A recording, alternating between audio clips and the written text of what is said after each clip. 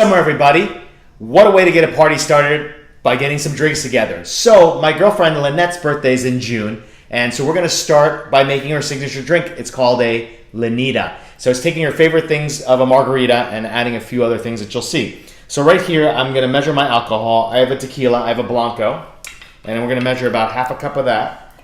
And then we're also going to do half cup of triple sec. I got Cointreau here. It's got an orange flavor. It's got some sweetness to it, just so those that you know. And so that'll be a total of a cup. So I just want to measure this out. So this is going to be enough to make about 4 glasses or so. So when you start a party, you don't want to be sit there mixing cocktails all the time.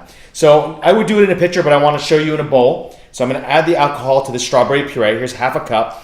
What better way to use summer than summer fruits? And we have some great strawberries. And I got 3 limes that are juiced here, about half a cup. So I like that acidity. And also we're going to add some agave nectar, which goes well. We want a little sweetness. This is 2 tablespoons. I'm going to add that right to that mixture. It's just like cooking, isn't it? So we're going to mix this together. Like I said, pitcher you can use and hold it in there as well. Keep it nice and cold. And do that right here. And so we have that base mix ready to go right there. And now we're going to take our rocks glass. You can rim it with simple syrup, and you've seen the rimmers and the bars, but I'm just going to use a little lime, give it a little fresh zip to it. I've got some pink and green sugar mixed with some salt in there, kosher salt, and we're going to just rim that glass like that.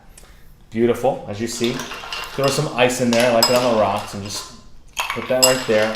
And I'm going to pour the base in, so obviously it's going to be easier when you have a pitcher, but all these years of training, I'm just going to float that in there.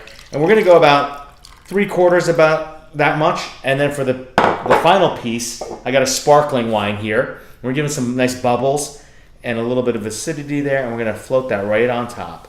Then I'm going to take my spoon, just give it a slight mix. I don't want to break up those bubbles too much, but just enough to incorporate that. And there you go, the Lynita. Cheers.